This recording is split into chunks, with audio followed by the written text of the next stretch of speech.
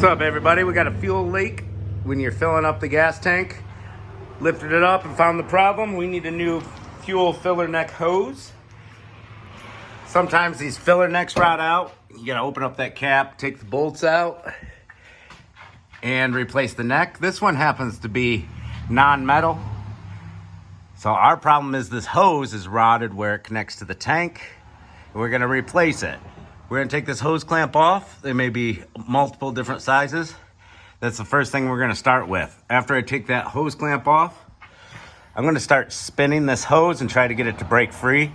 I might just cut it with a razor blade and take it off because it's getting replaced. But usually you try to spin them and then pull them off.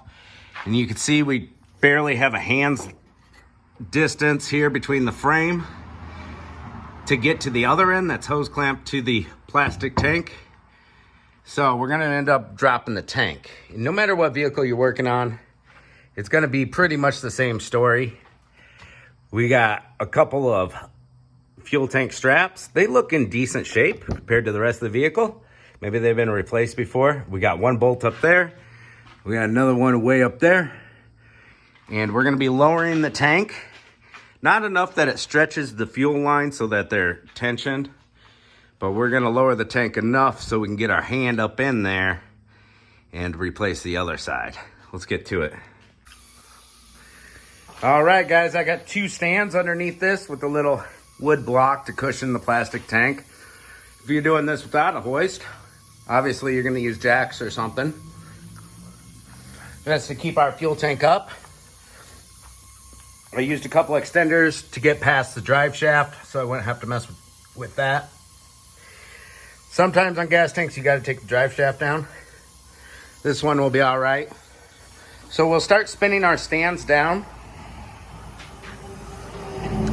until we can reach that fuel filler neck, that hose. All right, we got the straps out of the way a little more. It's kind of resting against the drive shaft a little, giving me a little extra support. And we can clearly see our fuel filler hose now. And it is just rotted right out. Somebody's put another clamp on this in the past.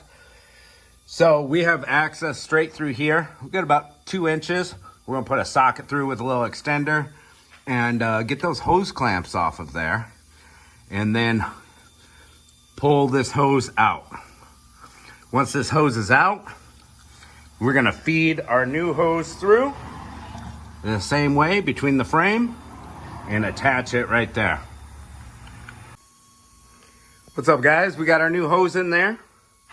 Now, if you try to put the hose in the way it goes, this rail gets in the way, and with that bend, it can't stretch down over here. I was trying to get it on, couldn't get it on. So I went to strategy number 2, which is figure out exactly which way your hose connects, because there's certain bends, right?